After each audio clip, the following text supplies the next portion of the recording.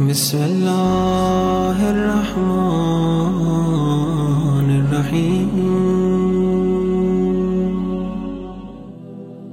یہ روزہ عظیم الشان عبادت ہے۔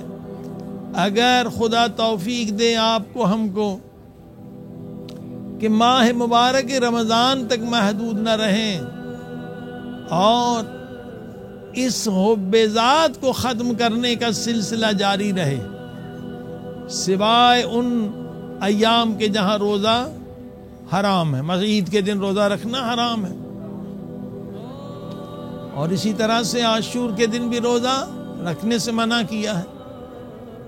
اگر ان دنوں کے علاوہ کوئی سال بھر روزہ رکھے اور اس کا روزہ صرف بھوک پیاس نہ ہو، ساتوں اعضاء کی طہارت بھی ہو اور خیال کی طہارت بھی ہو، اور جو مولا علی نے فرمایا ان ربکم اللہ کہ یہ آیت سخریہ تینوں آیتیں 70 مرتبہ بھی پڑھیں تو یقین جانیے کہ ایسی نعمت اللہ پاک عطا فرمائے گا جس کے بارے میں ہم گنہگار لوگ تصور بھی نہیں کر سکتے۔ خداوند عالم کسی کی محنت کو برباد نہیں کرتا۔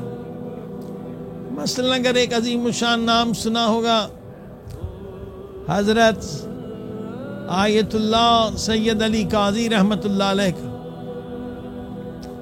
ایک ولی خدا تھے، صاحب کرامت عالم تھے۔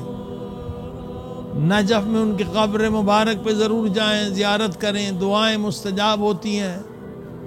اہل بیت کے غلاموں کی کرامتیں آج بھی آپ دیکھ سکتے ہیں، یا اولیاء خدا۔ جب ان کا انتقال ہونے لگا تو شاگرد پریشان ہوئے کہ آپ جیسے ولی خدا سے ہم محروم ہو رہے ہیں، اب بتائیے ہم کس کے شاگرد بنے، کہاں جائیں؟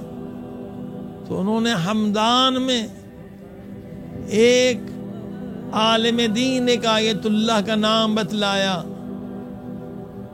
آیت اللہ فلاں ہمدانی کے پاس جائیں۔ شاگردوں نے پوچھا وہ کن کے شاگرد تھے؟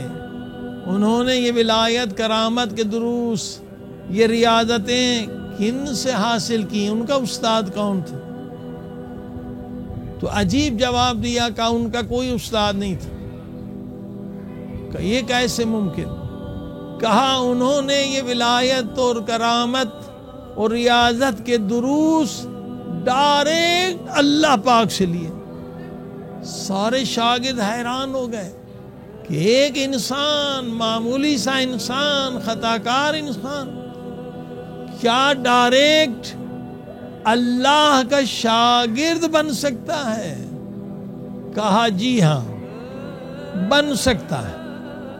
کہا وہ کیسے ممکن ہے؟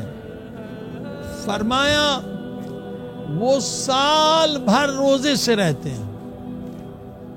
کوئی انسان بھی اگر اللہ کی خاطر سال بھر بھوک اور پیاس سے رہے، واجب کے علاوہ 11 مہینے مستحب روزوں کو رکھے، تو اللہ پاک اسے اپنا شاگرد بناتا ہے اور اسے وہ درس دیتا ہے جس سے اس کا پورا وجود نورانی ہو جاتا ہے۔